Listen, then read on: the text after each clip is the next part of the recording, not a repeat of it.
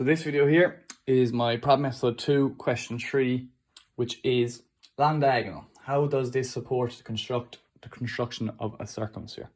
Okay, so first I have my definition. The long diagonal is the longest possible line through an object. In this case, the longest possible line through a cube. Okay, so that's the only definition I can find in it. So firstly here, I did my 3D sketch, just to give people an idea what it's going to look like, what a longest diagonal looked like, okay?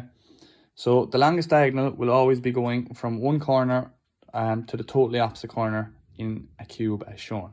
There are 4 possible long diagonals in a cube, okay?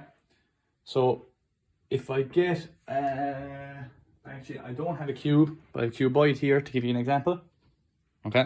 So I have my longest diagonal cuboid would be from what I'm saying here to one corner to its total opposite corner, would be from this corner, right, coming through all the way through the shape and down to the opposite corner here. Okay, so it's the 2 corners that's the longest possible diagonal on a cuboid is shown here, but in the question a cube. Okay, so point of contact does not appear to be on a circumscribed sphere, but it always is. Okay, so if you have, imagine you have a sphere with a cube inside it, each point of the corners will be touching up against the sphere. Okay, there are 4 possible long diagonals in a cube. So you have this one is shown here, you have one from this corner to this corner, this corner to this corner, and then your top corner to a corner at the back then, which can't be seen. Okay, so you have relation to the circumsphere.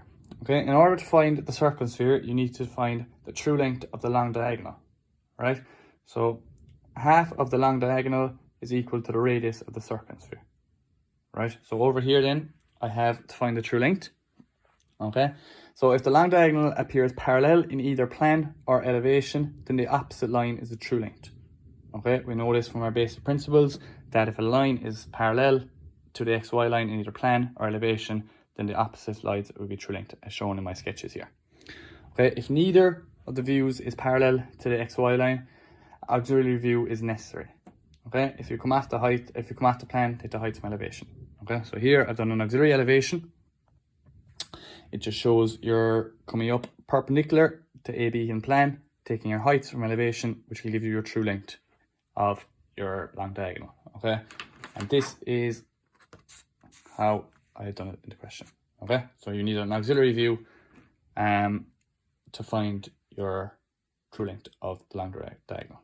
Okay, so an alternative method here, I had rotation. So you know you didn't need to use auxiliary views. It's probably easiest in the question that I had, but you also have rotation as well. Okay, so this is just a sketch showing the long diagonal. Okay, the distance is equal to, the full distance of it is equal to the full diameter of the circle, and half it is your radius of your circumsphere.